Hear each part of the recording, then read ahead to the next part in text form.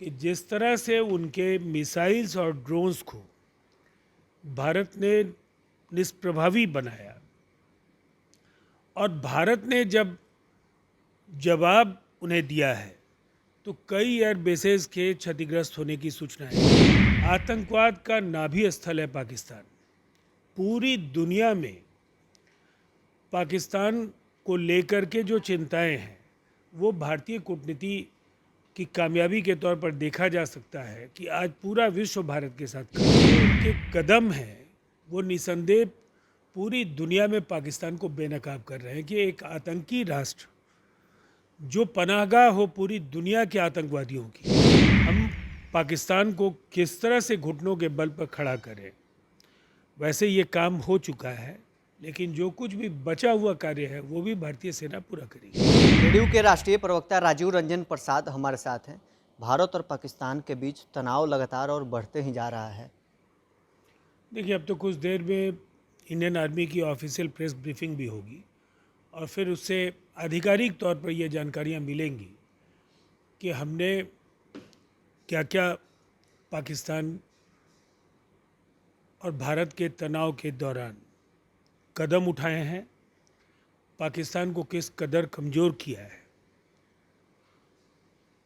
तो हमें ऐसा लगता है कि आधिकारिक ब्रीफिंग की प्रतीक्षा करनी चाहिए, लेकिन इतनी बात तय है कि जिस तरह से उनके मिसाइल्स और ड्रोन्स को भारत ने निष्प्रभावी बनाया और भारत ने जब जवाब उन्हें दिया है तो कई एयर बेसेस के क्षतिग्रस्त होने की सूचनाएं हैं। उनके एक चेक पोस्ट को भी भारतीय सेना ने सफलतापूर्वक उड़ा दिया, जहां से लगातार भारतीय नागरिकों को एलओसी के उस पार से गोलियों का निशाना बनाया जा रहा था। इसके साथ ही उनके मिसाइल को अल फतेह, जो उनका मिसाइल है, उस मिसाइल को भी भारत ने निष्प्रभावी किया। तो कुल मिलाकर के जो तस्वीर है, आतंकवाद का नाभि स्थल है पाकिस्तान। पूरी दुनिया में पाकिस्तान को लेकर के जो चिंताएं हैं वो भारतीय कूटनीति की कामयाबी के तौर पर देखा जा सकता है कि आज पूरा विश्व भारत के साथ खड़ा है। और ऐसी स्थिति में जो पाकिस्तान के 9 आतंकी ठिकानों को जिस तरह से हमने ध्वस्त किया है, उनके मिलिट्री एस्टैब्लिशमेंट्स पर भी जो जवाबी प्रहार में हमने हमले किए हैं, उससे पाकिस्तान का पूरा जो उनकी पूरी फौज बैकफुट पर है और पूरी दुनिया में जो उनका जो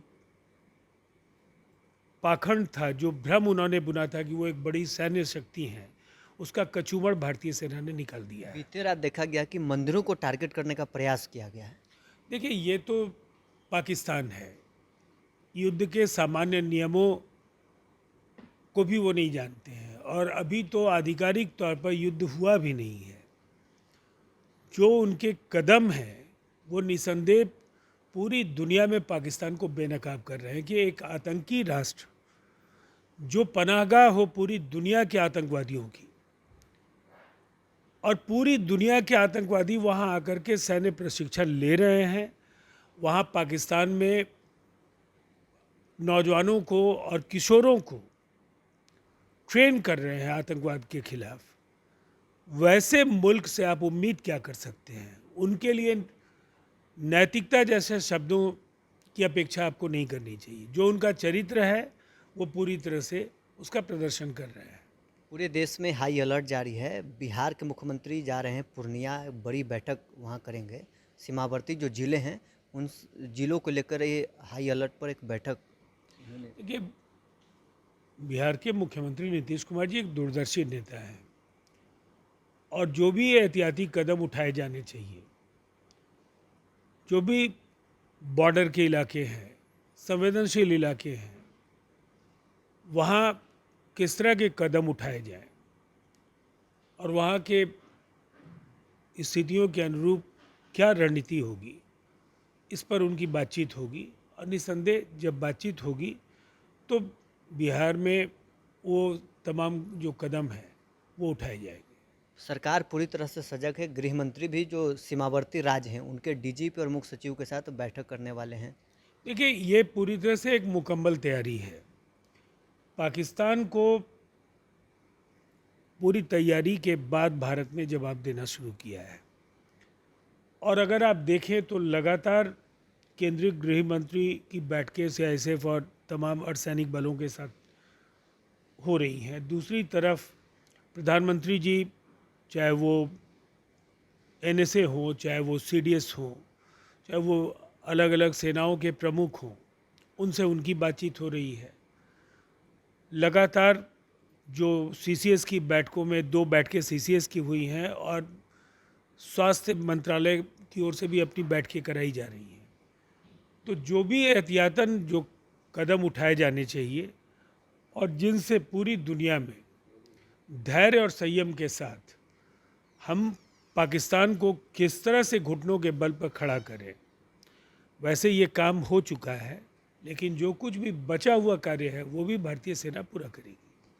तो चलिए, जेडीयू के राष्ट्रीय प्रवक्ता राजीव रंजन प्रसाद हमारे साथ थे। इन्होंने साफ तौर पर कहा है कि पाकिस्तान को घुटने के दम पर किस प्रकार से खड़ा किया जाए और भारतीय सेना लगातार कर रही है, इसको लेकर सरकार पूरी तरह से मुकम्मल व्यवस्था कर रही है। मुख्यमंत्री नीतीश कुमार भी आज पूर्णिया में एक बड़ी बैठक कर रहे हैं। सीमावर्ती जो जिले हैं उन जिलों को लेकर नीतीश कुमार आज एक बैठक करेंगे। बिहार के लोगों को किस प्रकार से ये नीतीश कुमार की तरफ से ये संदेश भी दिया जा रहा है कि सरकार पूरी तरह से सजग है। किसी भी प्रकार का कोई समस्या अगर सामने आता है तो उसका निदान के लिए सरकार तत्पर है। बहरहाल इस क्रम में इतना ही। आप बने रहें न्यूज़ 24 के साथ।